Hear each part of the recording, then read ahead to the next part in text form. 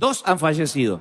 Queda el hermano mayor, Sergio, tiene 62 años, si no me equivoco, 62 o 63. Y yo que tengo 30, pero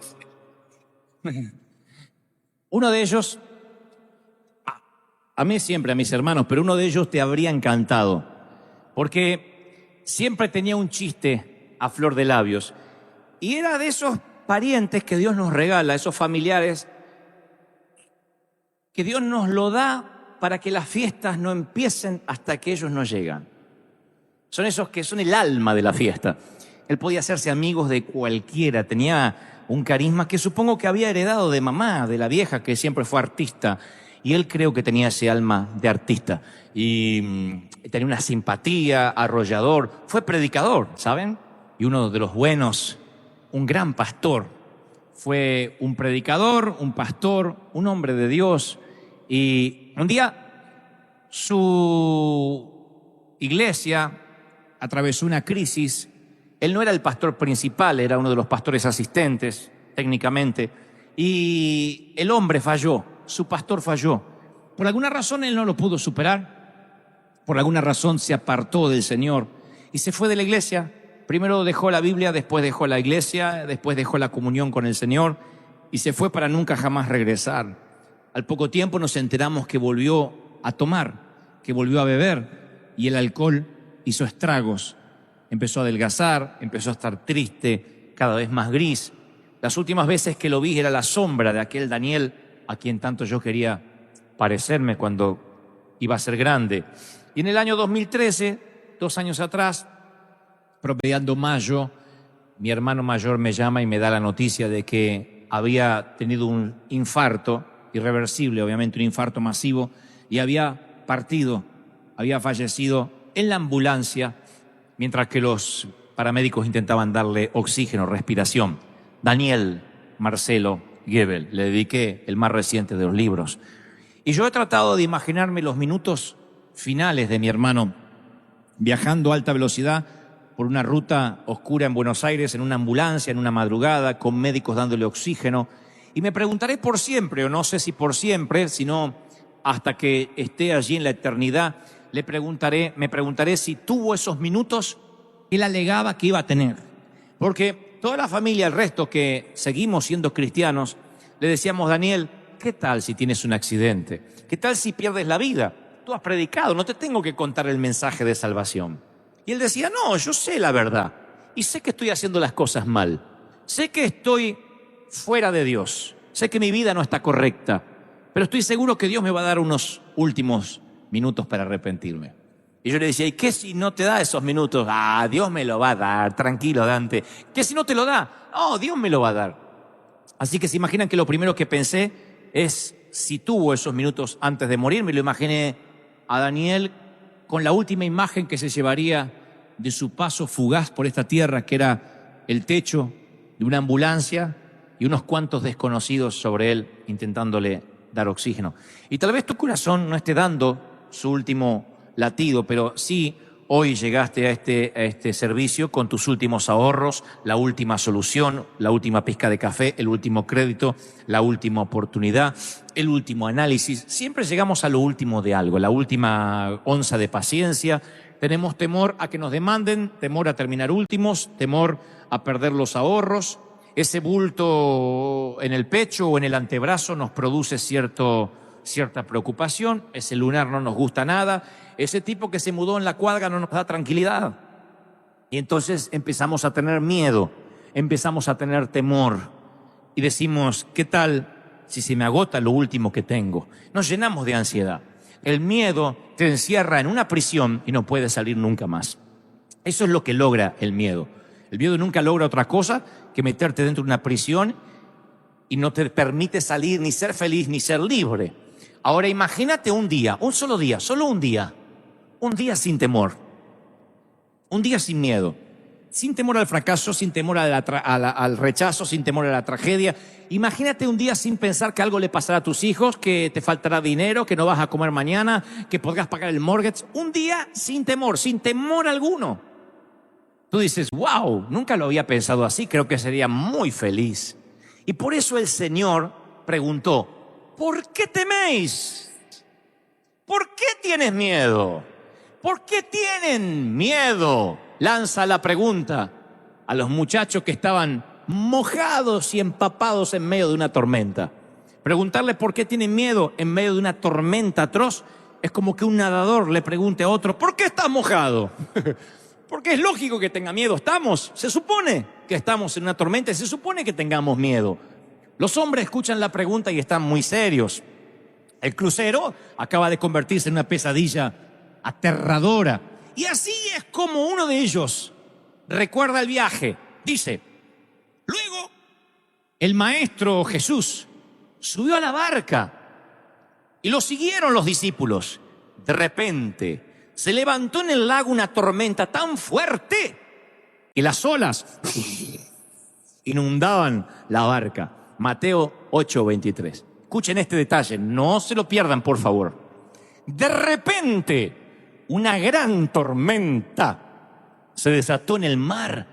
No todas las tormentas vienen de repente. En la pradera los agricultores ven los cambios de nubes y dicen: me parece que va a llover. Los que saben de tormentas dicen: mi mamá decía, me está doliendo la cadera, va a llover.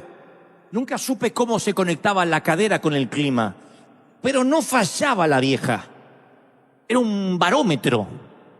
Ella decía: me duele la cadera, va a llover. Que usamos servicio meteorológico. La gente venía a decirle: Nelly, ¿le duele la cadera? Sí. ¿Para cuándo? Para mañana. Y se venía la tormenta. Sin embargo, dice el apóstol: no, que esta tormenta saltó como un león desde el césped, de golpe, agazapada. Y Pedro y Juan luchan, son pescadores. Y el oficio les hace hacer que traten de mantener la vela lo más abajo posible. Mateo es recaudador de impuestos. Mateo trabaja en el IRS. Sabe tanto de velas, barcos y tormentas como yo de japonés, mandarín e inglés. Así que Mateo, el único esfuerzo que hace es por no vomitar o vomitar lo menos posible. La Biblia no dice que haya vomitado. Y él hubiese preferido relatar la historia de la siguiente forma: decir, y Jesús subió a la barca y entonces un arco iris apareció y vieron una bandada de palomas en formación de cruz. Esa hubiese sido una historia poética del Señor. Sin embargo, dice, el Señor se sube a la barca y se levanta una tormenta tan fuerte que las olas inundaban la barca, con el Señor arriba. Esto me enseña una lección, señores. Subirse a la barca con Cristo puede implicar que tengas que mojarte con Él. Y no aprender o no entender este principio o este concepto básico nos causará muchos dolores de cabeza. Yo provengo de una iglesia donde se nos enseñó que si tu vida empezaba a tener tormentas es porque te habías alejado del Señor. A saber, por ejemplo, entrabas a la iglesia, mi mamá entraba con el dolor de cadera, que lo único que hacía es hacer un bien en la comunidad porque estaba haciendo el servicio meteorológico para el barrio, y ella decía: me duele la cadera. El pastor decía: no está bien con el Señor. Algo debe estar haciendo mal, si no tendría por qué estar enferma. Y los seguidores de Jesús se enferman de malaria, entierran a sus hijos, luchan con adicciones, se enfrentan temores. No es la falta de tormenta lo que los distingue, sino que Jesús está en medio de esas tormentas. No es que no van a tener tormenta, porque cuando nos enteramos que un misionero fue ajusticiado, o que perdió uno de sus hijos, o que un cristiano tuvo un accidente, decimos: ay, ¿cómo Dios? Pero eso es lo que no entiendo de Dios, si servía al Señor.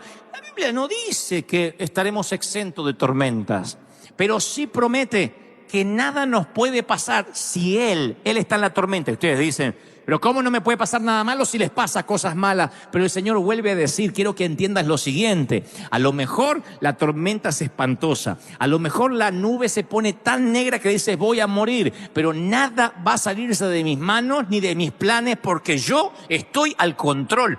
Y yo soy el que invito. ¿Lo creen, sí o no?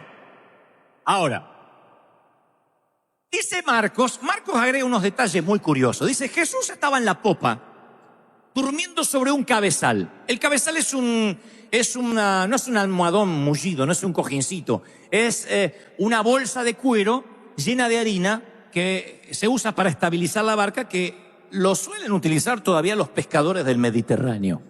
Así que estaba con la cabeza durmiendo allí, y esa siesta preocupa a sus discípulos. Y le dicen, esto es lo que le dicen: Maestro, ¿no ves que perecemos? En otra versión dice, ¿no tienes cuidado de que nos morimos?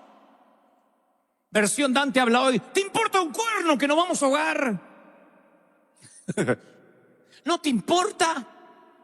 A mí me suena como esa reprimenda de algunas mujeres que dicen, ¿ves? Nunca cambias. Como si ellos tuviesen un background para decir eso. ¿Ves? El mismo sucio. ¿Ves? El mismo muerto de hambre. Es como que no te importa, como diciendo, ya es la tercera, cuarta vez que te enganchamos que no te importa. No tienes cuidado. Eso es lo que hace el temor. El temor lo que hace es sacar nuestros colmillos, porque el temor corroe nuestra confianza en la bondad de Dios. Lo erosiona. Nos va drenando nuestra confianza en la bondad de Dios. Nos llenamos de miedo y perdemos el control. Y perder el control es lo que más miedo nos da cuando no tenemos el control de las cosas. Mamá, además de ser madre, esposa, hija y abuela, era controladora de la vida de todo el mundo. Ella podía controlar todo. Todo lo que había en su universo, que era el techo de la casa donde yo vivía, estaba bajo su control. Lo que se iba a comer, el calzón no se cambiaba si mamá no lo disponía. Ahí no se bañaba cuando alguien quería bañarse, si mamá no daba la orden. Y papá entendió eso desde que se casó con mamá. Por eso papá acuñó la frase, no sé, pregúntale a tu madre. Esa era la frase. Papá se declaró incompetente en la causa desde que se casó con la vieja. Dijo, la vieja decide, yo apruebo o desapruebo. Igual no importaba lo que dijera el viejo, porque la vieja era la última palabra. Había hablado Fidel Castro en Cuba. Cuando mamá hablaba, esa era mamá. Una persona así puede manejar un automóvil, un submarino nuclear y pilotear un avión, un cazabombardero, pero nunca tenerla de copiloto porque te enferma, aunque seas un monje tibetano. Te enferma. Mamá mantenía una charla conmigo, con mi hermano, y le decía, cuidado viejo, dobla viejo, poné la luz de giro. El clic, la baliza, por favor. Cuidado, stop, frena, está frenando el de allá. Date vuelta, dobla, para acá no. Mi papá nunca necesitó un GPS. Mamá le decía, dobla derecha, a la izquierda, 3 cuadras, me duele la cadera, va a llover. Todo. Mamá era una controladora, una enferma del control. Entonces papá ya se había acostumbrado, que ella manejaba y hacía todo, y ella hablaba, todo, quería controlar todo. Un día le manoteó el volante al viejo. La única vez que vi a mi papá enojado. Le agarró el volante y dijo, acá, no me toques el volante. Ni a mí me defendió así mi papá en la vida cuando le tocaron el volante. Hasta ahí llegó la vieja, porque la mamá sabía que mucho no podía tampoco estirar el elástico. Hasta ahí llegó, dijo, epa, nunca más le tocó el volante, pero igual, por telepatía se lo manejaba así, la vieja. Y él doblaba. Mamá nunca hubiese podido subir un avión. Porque en el avión, aunque es el medio de transporte más seguro, no tenemos control de nada. Nos quedamos allí, nos ajustamos el cinturón, no hay control de nada. Vas así, y uno no puede ver el piloto. Mamá lo que hubiese hecho. Mi mamá, miren, yo creo que ni Al Qaeda hubiese logrado lo que logró si mamá estaba en ese avión. Mamá hubiese tenido el control de todo. Cuando perdemos el control nos llenamos de temor. Perdemos el control de la salud. Perdemos el control de las finanzas. Mientras tengamos un poquito de control, la fe no es tal. La gente dice, no, yo sé que Dios me va a sanar. Aparte me dijo el médico que con este medicamento, con esta quimio me voy a sanar. Yo sé que Dios está conmigo porque aparte me lo dijo el contador, que no todo está perdido, que puede arreglar todavía los papeles. Mientras que haya una esperanza de que todavía tengo el control, no tenemos temor. Pero llega un momento en que llega la carta del banco y te dice que estás fuera, que eres historia, 5 días para desalojar. O el diagnóstico, no podemos hacer nada. Vaya a casa y pase los últimos días con su familia. O el día que nos enteramos de que el amor se fumó. O el día que nos enteramos que finalmente lo que temíamos ocurrió y no hay esperanza. Y cuando se acaba nuestra esperanza de control, es allí cuando decimos como las hermanas de Lázaro: "Ja, yo lo único que quería es que lo hicieras, que sanaras a mi hermano, pero no estuviste aquí. ¿No ves que mi hermano se murió? ¿No ves que perecemos?" Y la fe de resurrección es la que abandonamos. Pensamos que el Señor, hasta Dios tiene un límite. Hasta Dios puede hacer milagros, pero bueno, no tan al límite. Y yo recuerdo de mi mamá todas las frases que ella tenía, una detrás de la otra, muchos clichés, muchas frases. Y Jesús le declaró la guerra al temor, al punto tal que él mencionó 125 oraciones en modo imperativo, de las cuales 80 tienen que ver con no temas, no tengas temor, no te inquietes. Y en toda la Biblia, desde Génesis hasta Apocalipsis, la palabra no temas figura, adivinen, 365 veces. Podría figurar 364 veces y estaría bien, o ¿qué tal 366? Pero solamente aparece no temas y es la única frase que se repite 365 veces. Eso tiene que tener una explicación. Y la primera que se me ocurre es la que se te está ocurriendo a ti también. Hay un no temas para cada día del año, desde el 1 de enero hasta el 31 de diciembre. No temas, no temas, no temas. Alguien necesita oírlo. No tengas miedo. No teman. Ustedes valen más que muchos pajaritos, le dice el Señor a un grupo de gente. No teman por lo que habréis de vestir o de comer. Menciona en otro mensaje. Y como si no tuviera otro tema, más adelante dice: no temas, cree solamente. Tened ánimo, soy yo. No temáis, menciona caminando mientras que se parece un fantasma sobre el agua. No temáis a los que matan el cuerpo, preocupados si pudieran quitarte el alma, pero no temas por el cuerpo. Le dice a su grupo íntimo: no temas, manada pequeña, a un anillo más grande, ya es un círculo un poquito más grande, porque vuestro Padre os ha placido daros el reino. No se turbe vuestro corazón, ni tenga miedo, le dice un padre desesperado. Luego hay una gran multitud y dice: y oiréis de guerra y de rumores de guerra, mas ustedes no teman, no tengan miedo. Va a ser un milagro. Jesús se le acerca, lo toca y le dije: levantaos. Y los leprosos, que nadie los tocaba, dice: ¡hey! No teman. Cuando el Señor ascendió a los cielos, si pudieras haber hablado con cualquiera de los discípulos, le preguntarías: ¿qué frase repetía una y otra vez? No será levántate, ni serás poderoso, ni los ungiré. Es: no tengas miedo. ¿Por qué tienen miedo? Hombres de poca fe. Yo estoy en la barca, estoy en tu vida.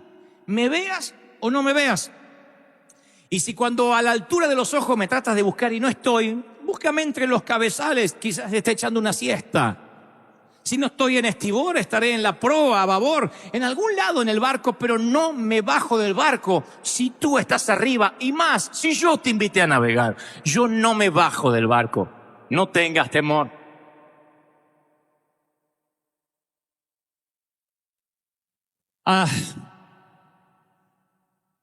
Cuando era chiquitito, 6 años de edad, insistí por mirar una serie de televisión en la República Argentina que era conducida por un actor y además guionista llamado Narciso Ibáñez Menta. Pueden buscarlo, googlearlo, Narciso Ibáñez Menta. No era tanto las teleseries que producía en Argentina, sino la forma de presentar. Él aparecía con una vela en la mano, con una capa negra, tenía una barba en punta, flaco, esquelético, y decía: voy a presentarles una historia que le pondrá los pelos de punta.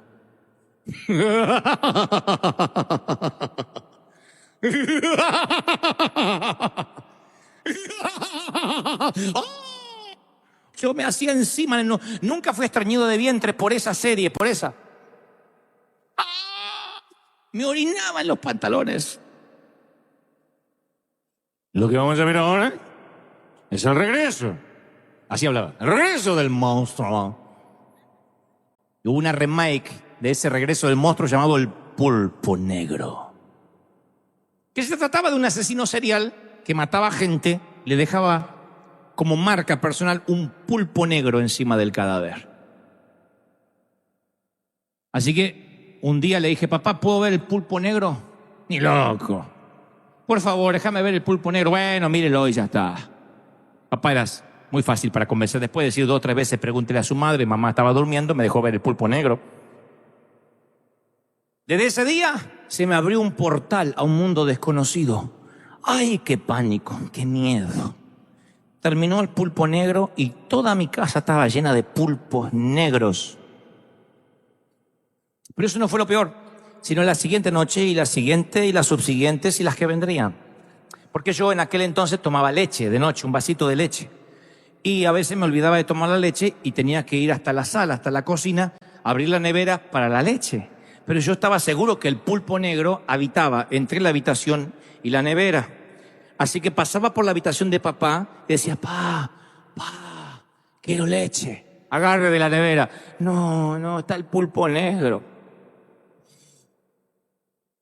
Mi papá se armaba de valor sobrehumano. Ese hombre me escoltaba a través del valle de sombra y de muerte. Y en pijama, Porque uno dice, si tengo que enfrentar a un delincuente me arreglo un poco. Él no, en pijama. En pijama iba así y sin miedo al pulpo negro.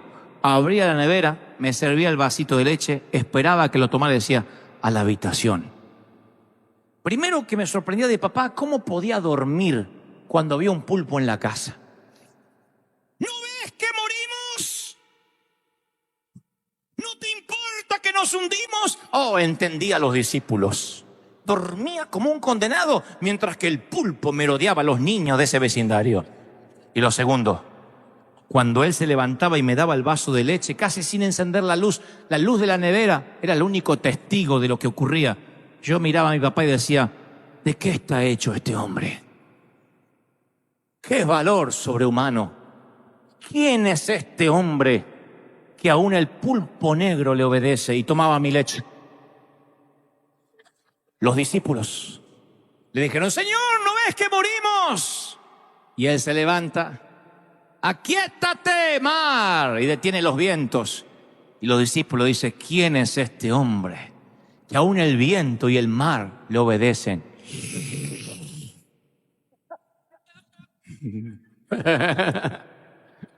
¿Entendieron? El Señor ve tu tormenta, tu crisis, como mi papá el pulpo negro. No tienes que tener temor. Él se levantó, reprendió los vientos y al mar y le dijo, aquíétense. Y ellos dijeron, wow, ¿de qué está hecho este hombre? Mis queridos, ese Dios que transformó una tormenta en una cálida tarde primaveral, estoy seguro que le dio una oportunidad a él, Daniel, a nuestro Daniel, a mi hermano. Yo estoy seguro que él lo último que vio fue el techo de la ambulancia. Pero lo próximo que vio inmediatamente fue el brazo del Señor rescatándolo. ¿Por qué lo sé? Porque no importa cuánto dure una tormenta, si el Señor está allí. Y mi propio hermano decía, yo sé en lo que he creído. Sé que estoy haciendo las cosas mal, pero sé la verdad. Mi otro hermano mayor, Sergio, me llama hace unos meses atrás y me dice, Dante, yo no soy místico, no soy de tener sueños, pero soñé a Daniel, o lo vi, lo visioné. Dijo, entró por la puerta de casa y no estaba flaco como cuando murió. Estaba como cuando tenía 20 y tantos años, con esos dientes blancos todavía. Y estaba vestido de blanco al tono, con un sombrero de capitán, como quien se va a navegar en un plácido velero en el mar Caribe. Entró y me dijo, Sergio, dile a todos que llegué y los espero. Y luego se dio vuelta, dice, y vi su espalda grandota, porque yo siempre lo veía flaquito a lo último, y él estaba con su espalda así, derechito. Como un capitán, derechito así, se fue. Daniel, tal como yo lo admiraba, como ese gigante que era cuando yo era chiquito.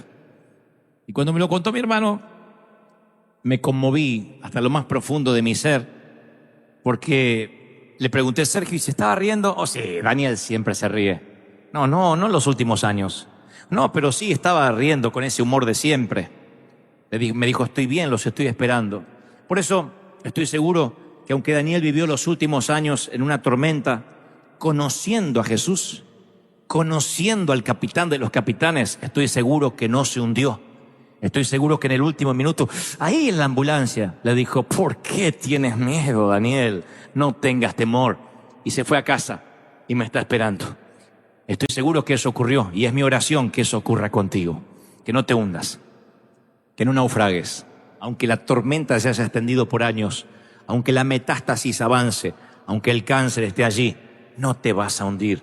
Te doy mi palabra de honor, que en el último minuto el capitán se despierta y te dice, no tengas miedo. Daniel, no tengas miedo, no tengas temor. Lo que yo pagué con precio de sangre me salió tan caro que no me lo arrebata nadie de mi mano. No tengas miedo. Denle un aplauso de celebración al capitán de capitanes, al Rey de Reyes.